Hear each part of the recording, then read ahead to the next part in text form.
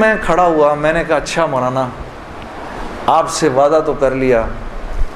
میرے دوستو میں باہر نکلا سوچتا ہوا, میرے اندر آپ یقین کرو ایک تلاطم برپا ہو گیا. ہاں ایسی میرے اندر ایک خیر و شر کی نا جنگ شروع ہو گئی, ایسے کر کے ایسی جنگ راتوں کو اٹھ جاتا تھا میں, اور پوری رات بیٹھا رہتا تھا ایسے, جانماز کھول کے میں بیٹھ جاتا تھا, سوچتا رہتا تھا میں کیا کرنے لگا ہوں. ایک لمحے خیال آتا تھا نہیں بڑی نیکی کا کام کر رہا ہے تو لوگوں میں محبتیں پھیلا رہا ہے, لوگ خوش ہو رہے ہیں. دوسری طرف خیال آتا تھا یار کیا یہ اللہ رسول کو یہ بات منظور ہے, ان کو پسند ہے, میں کیا کر رہا ہوں. پھر یہ خیال آئے ارے نہیں ان مولویوں کی نہ سننا. پھر یہ خیال آئے, یاد رکھنا آپ کو میں ایک دو چار وہ باتیں بتا رہا ہوں جو میرے پہ گزری, یہ میں گر کی باتیں بتا رہا ہوں آپ کو. جب شیطان اپنا چکر چلائے گا نا دو باتیں کرنے کو کہے گا, یاد رکھنا. پہلی بات یار یہ تبلیغ والوں سے اب ملنا مت, مولانا سے بات نہ کرنا, ملنا مت. دوسری مسجد میں نہ جانا, دو کام نہ کرنا کبھی, ایک تبلیغ والوں سے ملنا مت, ایک مسجد میں نہ جانا. اور بہنوں یہی تمہارے ساتھ ہوگا.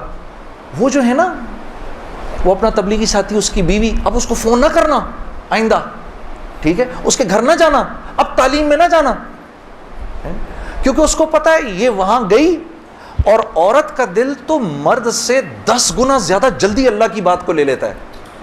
ہاں فوراً.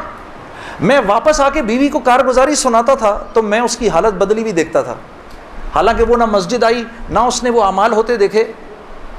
اس لیے میں آپ کو بتا رہا ہوں بھائی, جب آپ نکلا کرو گھر واپس آ کر بیوی کو سب بتایا کرو ہم نے کیا کیا. وہ جذبات بنتے ہیں گھر والی کے, اور جب گھر والی کے جذبات بنتے ہیں تو پھر بچوں کی صحیح تربیت شروع ہوتی ہے. دین ان کی زندگی میں آیا تو گھر کے اندر آ گیا, جب تک آپ کی زندگی میں ہے گھر سے باہر ہے. گھر والی کی زندگی میں آ گیا, گھر کے اندر آ گیا. تو میں آہستہ جو بھی 3 دن میں سنتا تھا آ کر گھر والی کو عائشہ کو بتاتا تھا, عائشہ آج یہ سنا, آج یہ سنا, آج یہ سنا. کرتے کرتے آہستہ پھر میں نے اپنی ماں کو بتانا شروع کیا, مرحومہ کو.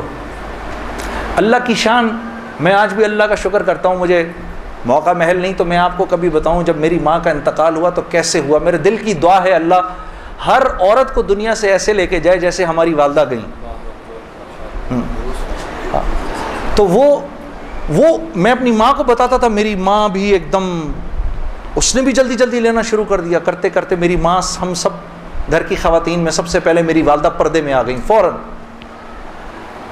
اور مولوی صاحب کہہ رہے ہیں ان کے انتقال کا بتائیں, میں ضرور بتاؤں گا آپ کو, مختصراً بتاتا ہوں. میری ساؤتھ افریقہ کی تشکیل تھی, پیچھے والدہ کی طبیعت بہت خراب ہو گئی. مجھے بھائی نے بولا جنید بھائی آ جائیں واپس کیونکہ امی جا رہی ہیں, امی نے اب نہیں رکنا. تو میں نے ساتھیوں سے کہا, انہوں نے کہا یار چلے جاؤ کیا فرق پڑتا ہے, یہ پھر یاد کرو گے ساری زندگی. اب میں سوچتا رہا, اب میں نے امی کو فون کیا, میں نے کہا اماں آ جاؤں, کہا نہیں ہرگز نہیں آنا. تو میں نے کہا کیوں؟ تو کہنے لگی اگر میرا انتقال ہوا تو میں کتنی خوش قسمت ہوں کہ میں اللہ کو بتاؤں گی کہ جب میرا انتقال ہوا تو میرا بیٹا تیرے راستے میں تھا, تو تم مت آؤ, مجھے کچھ نہیں ہوگا, اور اگر ہو گیا تو اس کو اللہ کی مرضی سمجھنا, بس میرے لیے تم دعا کرنا.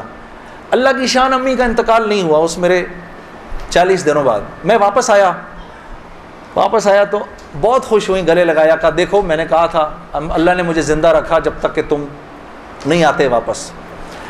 پھر میری حضرات نے 10 دن کی اور تشکیل کر دی کینیڈا کی. تو میں نے کہا اماں پھر 10 دن کے لیے بھیج رہے ہیں, جاؤں نہیں جاؤں؟ نہیں چلے جاؤ, میں تو بالکل ٹھیک ہوں.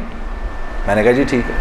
میں جس دن گیا ہوں اس دن ہم ٹورانٹو میں مرکز میں بیٹھے ہوئے تھے, تو وہ پوری ٹورانٹو کی شورا سامنے بیٹھی ہوئی تھی.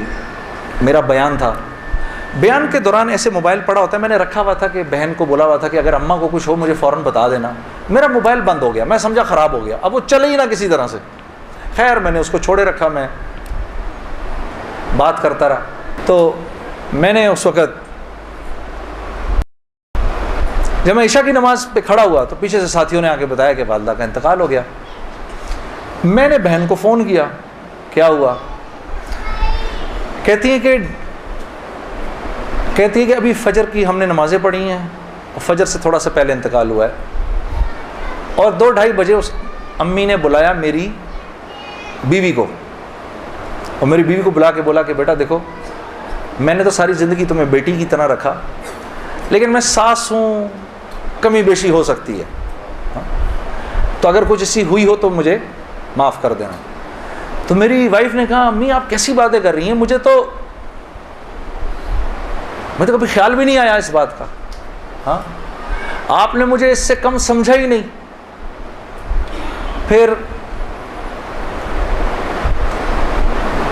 میری بہن سے کہا کہ تم بیٹا مجھے لگتا ہے میں آج چلی جاؤں گی, مجھے سورہ یاسین سناؤ. تو میری بہن نے ان کو سورہ یاسین سنائی. تو میری بہن کہتی ہے کہ آنکھیں بند کر کے لیٹ گئیں اور مجھ سے کہا کہ اب سورہ رحمان سناؤ. تو سورہ رحمان پڑھتے پڑھتے میری امی نے آنکھیں کھولیں, اور آنکھیں کھول کے میری بہن سے کہا کہ منیزہ یہ دیکھو یہ کس قدر ایک حسین عورت تمہارے ساتھ کھڑی ہوئی ہے, ذرا اپنے اس طرف دیکھو کتنی حسین عورت کھڑی ہے تمہارے ساتھ, بیٹا یہ مجھے لینے آئی ہے. تو میری بہن کہتی ہیں کہ اماں یہاں تو کوئی نہیں کھڑا. نہیں, اس کے پیچھے دیکھو, اس کے پیچھے بھی کچھ لوگ کھڑے ہیں. تو میری بہن کہتی ہے کہ میں نے کہا اماں تو چلیں پھر کلمہ پڑھیں, پھر آپ کے جانے کا وقت ہے. کہا اپنے ابا کو بلاؤ جلدی سے.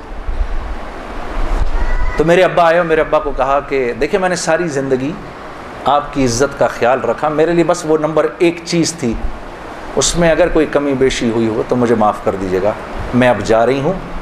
کلمہ پڑھا اور آنکھیں بند کر لی, بس اس طرح گئیں وہ. ہاں. اللہ پاک ہر عورت کو ایسے جانے کی توفیق عطا فرمائے دنیا سے. ہمیں سب کو اللہ پاک ایک خوبصورت موت عطا فرمائے کہ ہم دنیا میں ایک خوبصورت موت ہی تو کمانے آئے ہیں. ہاں, کہ جب ہم یہاں سے جائیں, میری اللہ سے دعا ہے یا اللہ اس مجمع میں جتنے مرد اور عورت بیٹھے ہیں جب اس دنیا سے جائیں تو یا اللہ وہ ان کی زندگی کا سب سے خوبصورت دن ہو. میسج ٹی وی کے چینل کو سبسکرائب کیجیے اور امن کے پیغام کو پھیلانے میں ہماری مدد کیجیے. ویڈیو کے نیچے سبسکرائب کے بٹن پر کلک کریں اور میسج ٹی وی چینل کے سبسکرائبر بنیں. سبسکرائب کرنے کے بعد بیل کے آئیکن پہ کلک کیجیے تاکہ ہر نئی ویڈیو کی نوٹیفیکیشن براہ راست آپ کو مل جائے. اس ویڈیو کو تھمز اپ کا بٹن دبا کر لائک کیجیے اور اپنی فیس بک وال اور ٹویٹر پر شیئر کیجیے. آپ کا اپنا میسج ٹی وی.